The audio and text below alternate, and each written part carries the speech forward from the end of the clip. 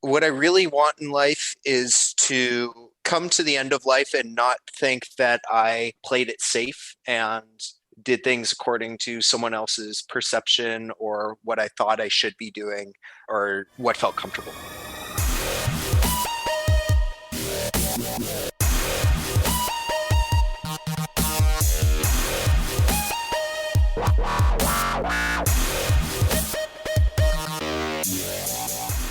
Scott, thanks for coming on the show. Yeah, thank you, Colin. Happy to be here. Can you give me just a quick overview? Like we talked about before, we're going to get into some just habit change stuff, and we're going to talk about your huge diet transformation. But what I really want to unpack is like the habits, behaviors, and mindsets around that, because like most people know that they should be eating better or whatever, but it's like people, they get stuck in, I'm motivated one day, and then the next day, like, well, I'm not actually doing anything about it, right? So give me a quick intro, and let's just dive right into that transformation. Yeah. For me, so I started a carnivore diet back in 2016. Before that, had been interested in ketogenic, paleo, Mhm. ancestral eating type patterns. I was coming from a sports background with, probably some disordered eating, a lot of gut health issues, poor body composition, and wanted to fix that. And found the carnivore diet before this whole craze and all the resources were out there to help Yeah. people. And I kind of dove into it head first, already coming from a meat heavy, high protein keto style diet, and just really embraced it. I can talk about some of the habits that got me started on that and got me hooked on it. But it really transformed my health, made me feel much better, improved my energy tremendously, mental clarity, digestion, Mhm. ability to perform in the gym, mood, and the like. And it improved a lot over time. And then, I did 3 years of a strict carnivore diet. I started a podcast called the Carnivore Cast, where I interview folks like you, as well as researchers, doctors, N equals one case studies. Mhm. And since I've incorporated more plant foods back into my diet, treated it kind of like an elimination diet, even though I did 3 years very strict, and I'm feeling great doing it. So So, that's kind of my background. yeah. So you said athlete. So again, what I Yep. really want to get to is like, let's figure out what your mindset was before and like, what were you thinking and looking for? Because all change always starts Mm, from some kind of desire to get some other effect or whatever. So yeah. I want to really dive into that. Cause for some people, if you have like a major health issue and your doctors are failing you, then it makes sense. You're going to try every diet that comes across your plate because like you want to try anything to get, Yeah. feel better. Right. But for other people, it might be like, well, I just really want to be healthy, or I want to perform a little better, whatever. So I guess the desire for a lot of people isn't as strong. And so, I want to kind of Mm. just understand that. Like, where were you before, and what was the reason for trying something like a carnivore diet, which at the time was actually pretty extreme? Yeah, for me, ironically, it is extreme. It seems extreme from the outside, but my motivation to start a carnivore diet is I wanted something easy. I wanted something Oh, yeah, yeah. simple I could follow. And I also, I think everyone who has body composition goals is kind of looking for the cheat code, the way you can eat as much Yep. as you want, whatever you want, whenever you want, Yep. still be healthy, fit, look good. And for me, that was as much meat as I want, whenever I want, until I'm full, and then stop. And that's how the carnivore diet was kind of pitched at that point. And, I've changed my mind on a lot of these topics, but I was very much a denier of a lot of, calories in, calories out, and things like that. And Mhm. so I dove headfirst into it. And I was really looking for a way that I could put in the minimal amount of effort and get results. And I almost think that's an awesome habit and tip, is find a way to make it easy for you. To your point, people start out Mhm. super motivated, super excited to start a new exercise regime or diet intervention, and then you fall back on either willpower or habits. But just make it easy for yourself. Don't sign up for 10 CrossFit sessions per week and say you're going to stick to that for the rest of your life. Make your goal so small that you can't fail. And Yep. that's kind of what the carnivore diet was for me. Is it was just something that made the rules really simple. I wasn't saying, I'm going to track my macros to a T. I'm going to eat exactly at these times and these portions. I was saying, hey, this is something I think I can sustain with a lot of enjoyment, and try it out. I already enjoy eating meat, and I'm going to find ways to set myself up for success, which included, joining a bunch of Facebook groups, talking about that community support aspect, asking a lot of questions, getting books on it, diving into the science. And that way I didn't feel like it was that extreme. I didn't feel alone. Mhm. So I think those two pieces, the making it easy for yourself and also finding group support and a community you can ask questions of and not feel like such an outsider when, people are coming up to you and saying, just eat a cupcake, just, Yeah. just have a piece of this, have this bag of chips. Like what's it going to do? What's the matter? You're not a bodybuilder, whatever. Having that community support can be really powerful. So it sounds like you had a personality trait that was like, I want it simple, or, some people, I don't like to use the word lazy, but some people say things like, oh, I'm lazy, so I always like pick the easy route. I don't think that's the best way to label it, but it sounds like your personality set you up for success because you, for some reason or another, you identified that you needed to keep it very simple, and all the habit research backs this up. Like, they say until you can do like one push-up a day as a habit, don't try to do 10 or 20 or whatever. Like, people set these grandiose goals and then they don't get there because they haven't actually thought about how habits are built and how you stack them in consistency and all these different things. So was that something that has just been a constant in your personality where you try to like find the easy path, or was it like you were so enamored with school or something else in your life that you didn't have time? Like, why did you think that way? Yeah, I think it was a combination of the two. At the time, I was working about 90 hours a week. Did you say 90? Yeah, 90. Okay, well, so there you go. But this is good because this is like, it shows you the environment and also the mindset, which so much of change with humans is like what's already going on in our environment. Yeah. And that's the kind of stuff I really want to unpack, because I think people can use examples like this to then identify what's going on in their life and then make changes, right? So I think it's super important to kind of keep going. Let me know what else was going on at that time. Yeah. I mean, I'm not trying to brag. I'm not a single mom with 2 jobs and 5 kids. Yeah. But, I was working in a very hard, stressful career. Like I said, 90 hours a week. It was investing where you're kind of always on. And if you're not responding to an email within 30 minutes, like what is wrong with you? Yep. 10 minutes. And I was under a lot of stress. I was probably stacking cortisol in a lot of way, Yep. Drinking a lot of coffee, fasting, sleeping poorly, even though I tried to really emphasize my sleep, working out intelligently, I thought at the time in terms of resistance training, in a great relationship with my now wife, but we're both working very hard. She had a demanding career where she was working 80 to 90 hours a week in consulting and traveling. And, I was in a position where sometimes I just didn't know where my next meal was going to come from. And it became very easy for me to say, I didn't try to go out and preach my diet to people, even though I had this podcast about it and was really into it and understood the science. When I went out in social situations, again, I would just try to make it easy. I would say, I really like meat. And people would go, oh, okay. And, when I ordered at a restaurant and had some really strange order, like bring this dish, the burger, no bun, no toppings, Right. Yep. no fries, no sauces, just the burger. Oh, and can I have 5 of those? People would be like, what? And I'd just say, I really like meat. Makes me feel good.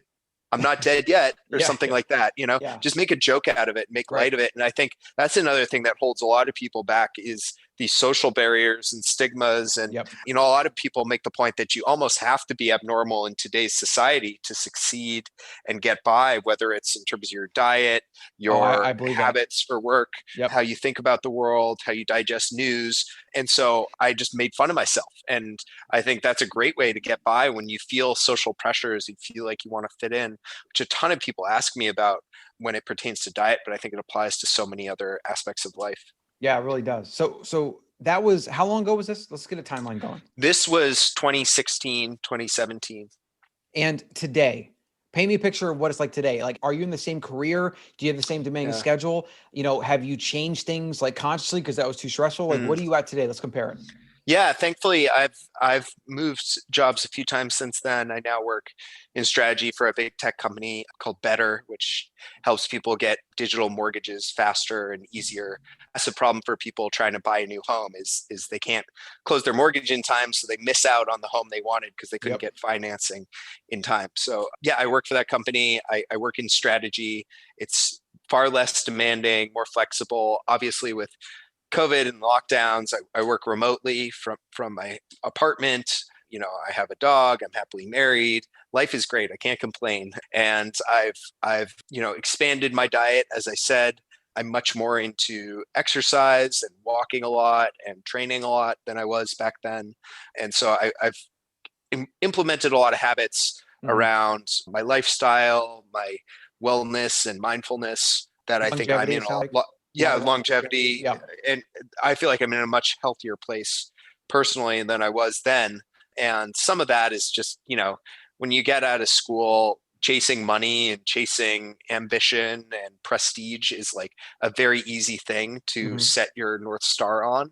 And I think I had a certain aspect of that. And also, as Aziz Ansari says in Parks and Rec, sometimes you gotta work a little so you can ball a lot. So I grinded definitely in my early 20s, and now I'm getting to a place where I'm a little more comfortable and can round out my person and my interests in more ways. Yeah. Okay. So you get that first job. You're going through a big diet change, a big health change. Like a lot of things change as a result. What happened towards the tail end of that job? What was the next big step? Because again, like we talked about before the show, the podcast now we're focused on behavior change and like those big Yeah, impetus moments in people's lives that I want to really unpack and understand. Like, sure. what were you thinking? Where were you at? What was the big struggle? Like, how long did you Yeah. struggle with it? How did you get over? So can you identify what some of those next steps were, and were they kind of conscious, or was it a combination of like feeling like you wanted a simpler life and then like opportunities came up and maybe you made a different decision this way because it was less stressful, or was it just like Yeah. pure engineering? Yeah, it was a combination. I mean, looking back, it's always easy to paint a picture of how every step of your life was super intentional and you Yeah. always had a grand plan and you can weave the details together. But yeah, there was a lot of kind of randomness and spontaneity in there. But I was getting to a point where I enjoyed the work. I found it really exciting and intellectually stimulating. But like I said, there was just a complete lack of control. I Mm-hmm. felt no control. Yep. Someone asked, there was a game I was playing the other day with my wife, this conversation starter game, and they said, "What is your definition of freedom?" And part of what I said is not having control of my time. And I felt like, Yep. I had money, I had great apartment, great relationship, but I felt like I couldn't control my time. I felt almost like it's inappropriate to use this word, but I felt like a slave. I was Yep. tethered to my phone, to my computer. I was waking up in the middle of the night to email notifications so I could respond to them. I was, go home my family for Christmas, and at the drop of a email notification, I had to cancel all my plans with them Mm. and work for 6 hours. And my parents are in their 70s, they don't get that, they don't Yep. understand what that is. And so that was awful. And I went to Cuba over the holidays, tried to unplug, and there was no internet there, so we took a full week, me and my wife and my mother-in-law, and we had a great time there. Actually, some horrible stories from Cuba, but got very sick, came back, and landed from the plane and had a horrible time getting back. It was the middle of the winter of 2018 or something like that, when like JFK closed and flooded, and Oh yeah. Logan was closed and all these things. So we finally got back home near midnight, and I opened my phone to a slur of terribly angry emails calling me all kinds of names, just being completely upset, and basically went in the next day, like still getting over terrible food illness, practically went to the emergency room that morning, and just walked in, got yelled at by my boss for like hours about mistakes I'd made and how I was inaccessible on vacation. And I made a decision right there, like, this is not for me. There's no amount of money you could pay me to keep doing this. Yep. And so I said, I'm going to do the right thing. I'm going to spend the next 3 months finishing this deal I'm on, or 2 months or whatever it was, which was painful. And after that, I'm going to walk in the day the deal closes, which is exactly what I did. And I'm going to say to the head of the firm, like, this has been great. This is not for me. I need something else. I need something more sustainable where I can have boundaries and guardrails and think about the next step of my career. And I thought very hard about how I would say that and what I would do. And they took it very well. They were super supportive, which was awesome. And they helped me find a new job, someplace where I could have those guardrails. I could still challenge myself, but I could, really dedicate my energy and my full self to work while I was there, and enjoy it, and also perform better, while having more separation to do the things that were important to my mental and physical health outside of it.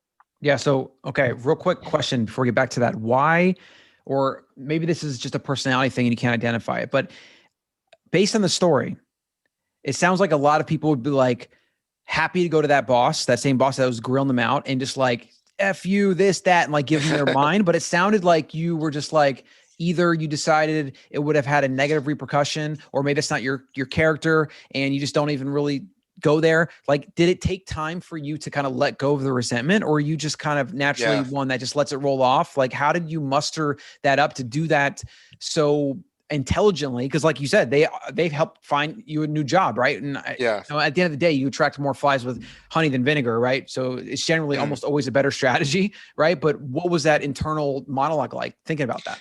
Yeah, I think it's interesting you observe that.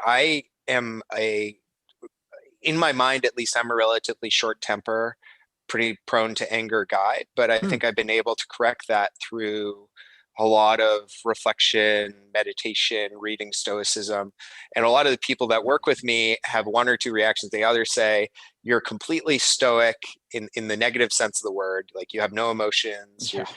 just calm and you don't really seem to like smile a lot or anything like that. Or they say like, you have resting bitch face and I thought you hated me the whole time you worked here. Yeah. And really a lot of times I'm able to just contain those emotions, but in extreme circumstances, especially when I'm sleep deprived, I really do want to be the person who, just walks out or just is very Yeah. direct, and I don't like to mince my words or play politics.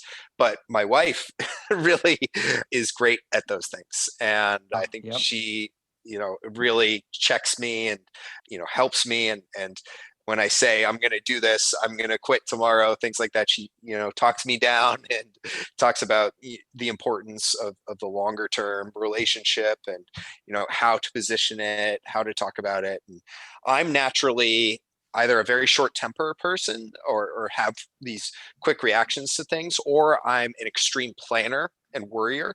I know Mm. that about myself. I'm always thinking about the next thing, thinking months, years, or at least like weeks and days in advance, and what I'm going to do in a given situation. And so it's really good to have that kind of yin and yang. She's very much someone who's in the present, has fun, enjoys the moment, and is really good at that, but also like is very good at taking a step back and taking her time with those types of situations. Yeah, yep. Sounds a lot like some things in my life. And we have a lot of similarities that way with the planning and always living in the future. Like Yeah, for me, it's like build, next, tomorrow. yeah, And then yeah, having, kids and these other things, like you're just realize that, the future never exists and all yeah, we ever have is like this moment. And so like by putting myself in a future that doesn't exist, I'm literally living in la la land, and it does really sap happiness in a lot of things. So yeah. you mentioned Stoicism, because actually for me, Stoicism has been a huge influence in my life. Losing my father when I was 18, I went to a lot of reading and books. And one of those books that I found was actually The Art of Living, which was a translation of Epictetus's work by, Hmm. I think her name was like Sharon Liebel, but I've gifted that book more than any other book that I've gifted. I've literally bought, 50 copies of that book. And Stoicism has just been like Wow. this thing that I keep coming back to. So when you say like you did things to work on your anger, right? So like give me Yeah. some specific, like you wake up tomorrow and it's part of your daily routine, or you just randomly pick up a book on stoicism every so often, or is it more conscious and regimented? Like what are some of those specific things you did to work on something like anger, which I feel like is something a Mm. lot of us need to work on. It's almost like a Yeah. constant that we need to be aware of, or it will take over.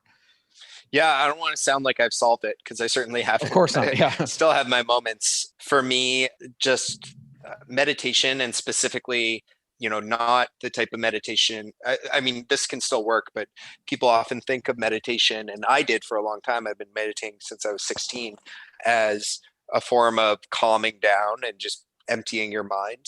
That works. But what's been even more helpful and practical for me is Sam Harris's Waking Up app and some of the Mm, meditations he has about incorporating mindfulness and being aware of your emotions and thoughts during the day.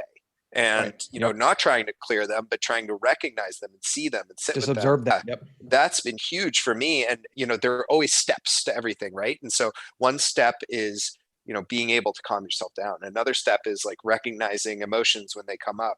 Another step that I've gone through with my wife, and it's almost like embarrassing how much time I've spent reading meditation books and listening to meditations and practicing. I still have these shortcomings. And one Yep. thing that's helped more recently is my wife and I have just started incorporating these things into our conversation. We'll say I can feel myself right now starting to get angry. And then Interesting. the other person can say, okay. And it's almost like instead of me yelling or saying something nasty, just say, I feel really hurt right now. I feel myself getting worked up, and this is not going to be a productive conversation, or Yep. I'm going to say something that is not going to help. And almost making those like meta comments to each other helps not only our communication and our conversations tremendously, but it also helps me, even when I'm alone, see thoughts come up too. So it's almost changing your dialogue can help incorporate some of the mindfulness practices into your day. Yeah. I mean, think about it. It's like we all have those friends that are just completely not self-aware. Like I'm sure Yeah. each person can kind of like identify through them where they just kind of go through life and whatever's going on, they're like, if it's great, they're all happy. If it's not great, they're all Debbie Downer or whatever. And a lot of times they aren't even aware that they can change how they're responding and how they're living in the moment, right? Awareness is just the most powerful thing. Cause like when you don't have awareness, you can't actually consciously change anything in your life. Right? Like you have to be aware first to even know and realize that like, okay, I have this ego and I have these inner emotions and I have these things as a byproduct of my environment. And I also have control, right? But I got to be able to see that I have control before I can actually have control, right? They could say it's like the elephant is like this big subconscious thing that kind of moves us forward against our will. And most people are not the rider on the elephant. They're just like being pulled along by this huge momentum. Yes. Right. And so I just feel like it's so powerful. Yeah. So it sounds like you're a big reader too. Yeah. And like, obviously you're into your self-help, personal development, like your, meditation, your reading, whatever. Are there any other habits or things that you've kind of turned to that have been useful, that have helped with this or anything? Yeah. I think listening to podcasts like yours, Colin. Yeah. And, for me, it's huge. Podcasts are huge. It really helps, and audiobooks, just having that. Other habits are like just trying to make more of my day automatic too. People can you unpack that? Can you give me like an example of Sure. like today or yesterday or something? Yeah, people see it as boring, but like probably I always think about this funny thing I think about where like people think of successful people like Bill Gates or Richard Branson or however you want to define success, whatever. And they think their lives are completely different than mine. But probably a lot of their lives are the same. They a big amount of their life sleeping, eating, going to the bathroom, like walking around, getting up from where they're sitting, and so like travel, the actual time that they spend doing activities that are super different than what you're doing is a smaller portion of your day than what you think. Yeah. And so, I mean, not because of that, but that's just something I've observed.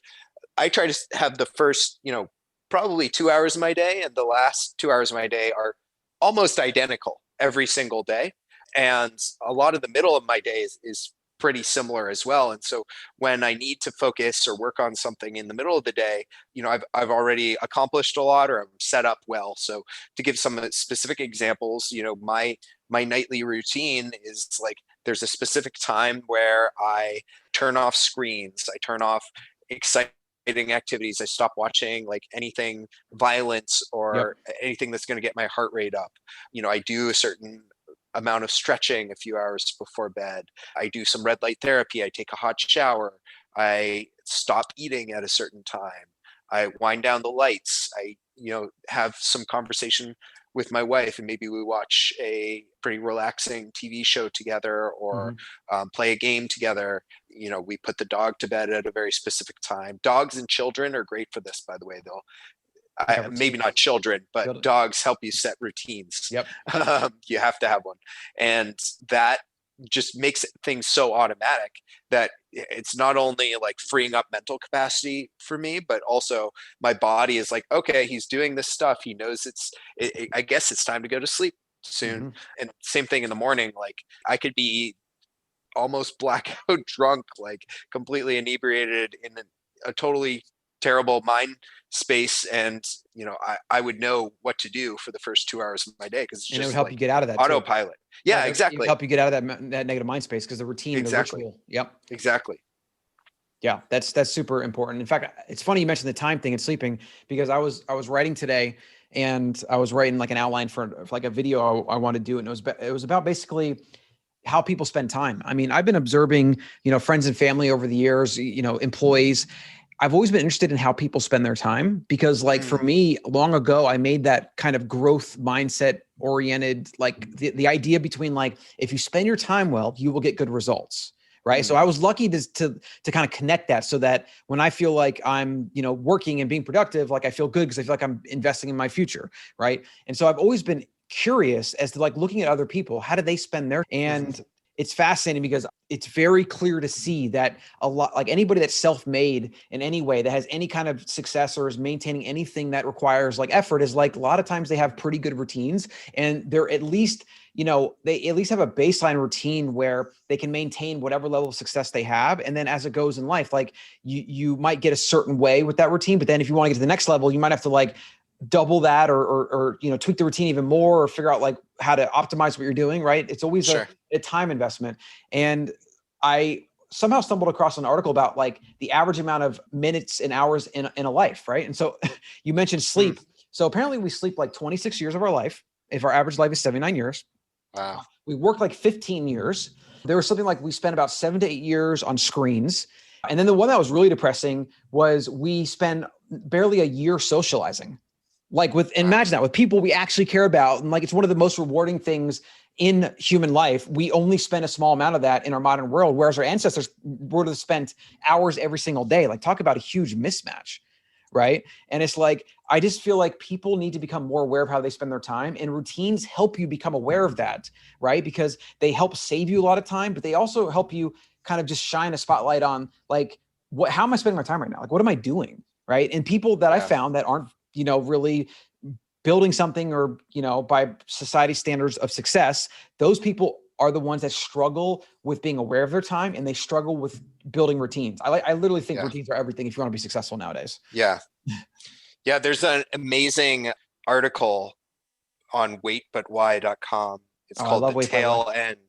And it visualizes a human life in 90 years and shows it in like months, in blocks. Weeks. There's like a big block chart. Yeah. And then like further down in the article, they have like number of Super Bowls you have left in your life. And he plugs it in for a 34-year-old person. And it reminds me of something that Sam Harris brings up a lot in Waking Up. He says, we go through our lives as if the future is infinite. But any given interaction, any given thing you do in your day could be the very last time you do it. Yeah, it's crazy. So like this might be the last time you go to a ski resort. This might be the very last time you listen to this podcast or any podcast. You have a conversation with this friend. You might have 10 more interactions with your mother or father. Like, you just don't know. We're just living life as if there's an infinite loop in front of us, and it sometimes feels like that, but it's really not. And by having routines around some of the mundane stuff, you can more appreciate and be present for the stuff that matters. Yeah, and spend more actual time on the things that matter, which in our our modern TV screen addicted culture, like we have multi-billion-dollar corporations whose entire purpose and profit motive is to get you using something that removes you from the moment and that removes you from the things that actually matter, and then focuses you on things that don't matter. Politics, social media, other people. Like, it's amazing that this is actually what's going on in 2020, and nobody really talks about it as this nefarious thing that it actually is. It's insane. Right. So, okay, to close out, we got a few minutes left. This has been super actionable, and I want to do a few rapid fire questions where you give kind of a 1 or 2 sentence answer, and then we'll just kind of like drill through a bunch of these real quick. I got about 8 questions here. Let's do it. All right. So what really drives you in life? What drives me in life is my family, my loved ones, and being the best manifestation of myself that I can. How often do you think about that actual answer you just gave me? How often, like, do you have reminders, or you just kind of like intuitively know that? Do you like think about it regularly? Do you meditate on it? I think I journal about it a few times a year. Yep. That's good. Okay. What do you really want in life? What I really want in life is to come to the end of life and not think that I played it safe and did things according to someone else's perception or what I thought I should be doing or what felt comfortable. Yep. In fact, that's actually one of the top 5 regrets of the dying. One of them is, I wish I would have lived a life for myself and not others. It's crazy. Yeah. What are your fears? If you around like, if you aren't successful, or, I guess we kind of answered that, but like, what are some of the things that if you don't maybe accomplish some of your goals, like how do you think that'll make you feel? Yeah, I think I'll feel obviously regretful, feel like I've wasted things, and also feel like I've let down some of the people that I want to accomplish those things with. Like, Yeah. having certain social experiences or travel experiences with my wife, I'll feel like I didn't I didn't give her the happiness in life she deserves. Oh yeah, totally. That's a good point. What are fears if you are to become successful and get there? Do you have any fears around that? Because a lot of people actually do have fears around success. Yeah, I think it comes back to like a lack of freedom. I have a giant fear. I have a giant perception that success equals More money, more problems. busyness, more money, more problems. Hmm. Exactly. No, totally. And if you actually look at a lot of people, the uber successful become successful usually because they become so addicted to their work that it's like their entire life, right? Mm, So then when you get to that point where you have that success, it's really hard to turn that off. Like, you've yeah. become somebody over 40 years that like is obsessed with like investing or building businesses or hostile takeovers or whatever that is. And then you're Yeah. supposed to just like, enjoy your money and spend time with your family, even though Yeah. for 40 years you didn't, Yeah. So it's like, I've thought about this for years, and it's actually changed, getting a little bit of money and having some success. I'm keeping that at the forefront of my mind, family, purpose, like how I'm spending my time. And then for me, it's a big focus on building systems and operations, and being able to like delegate and lead people and inspire and do things that are infinitely scalable, that don't require like every minute of my day or every, like every little neuron in my brain to focus on. Right. And it's amazing what you can actually do. The internet has made it so that you don't actually have to work 80 hours a week, and you could become very successful. Right. So Yeah. like, but a lot of people don't take advantage of that because they become so addicted to the thing they're pursuing. So it's just something to Yeah. be aware of. Anybody that's like type A, you got to be aware of the things you're giving up to get the things that you think you want. Because when you get the things you think you want, you're actually going to wish you would have paid attention to the things that actually mattered. Yeah. Yeah. That's a great point. Greatest achievement of 2020. Greatest achievement of 2020, living in a basically 300 square foot living room with the dog and two Mm. people who are on conference calls all day and doing 60 interviews after getting laid off and dealing with a giant insomnia problem and getting sick, and above all of that, maintaining a healthy and happy relationship and working through all those stressful events with my wife. Oh, So that's amazing. in short, not getting divorced. Yeah. Yeah. I mean, that's amazing. And I just went through some cedar fever flu like thing for almost a month myself. And, type A, like I need to work every day, and then not being able to, it's like a really hard thing. It's Yeah. literally a mental battle for somebody like me. Right. And I just have to remind myself like, okay, well, if 11 months out of the year, you're feeling great and getting stuff done, and you got this, little hiccup, then use it as an opportunity to be grateful for those 11 months, and be grateful for your health when you come out of this, and be grateful for all the things that you have, instead it's Yeah. like we go through the middle of it and those woe is me feelings kind of come up. Like I sometimes find myself saying things like, oh, I'm just over this, I'm sick of this, whatever.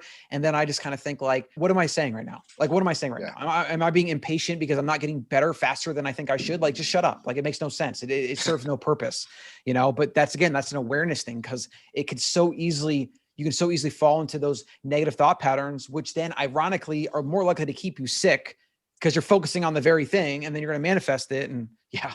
So, all right, we got one more, Scott, and then I'm gonna let you go.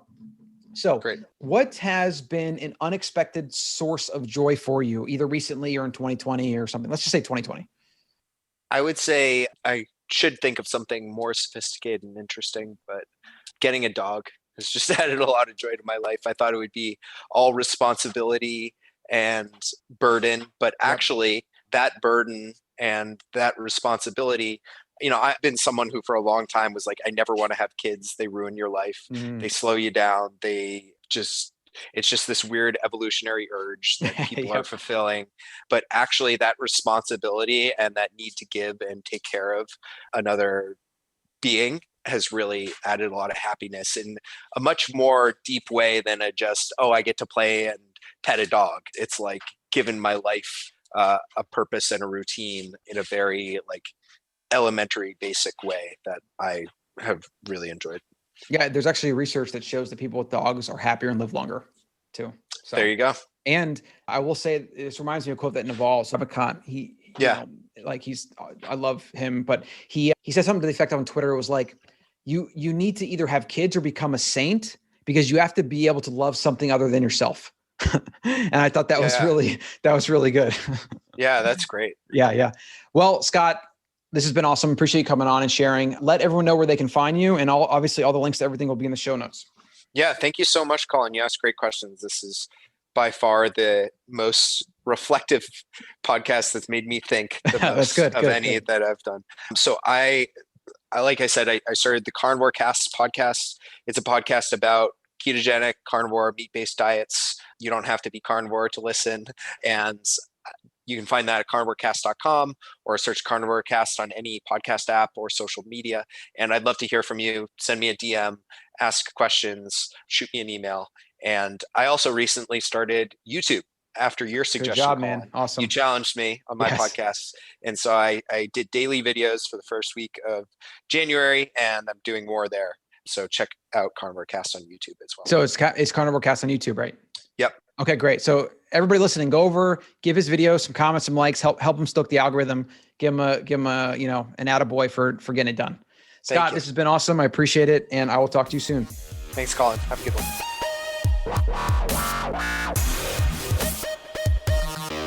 Please always remember that the members of the Ancestral Mind podcast are not, in fact, medical professionals. They're not doctors. They're not nutritionists. They are simply providing this entertainment for you to do your own research and to entertain yourselves. So please consult a physician before changing your diet. Not everything works for everybody, and make sure you always do your own research on everything you hear on this show and outside.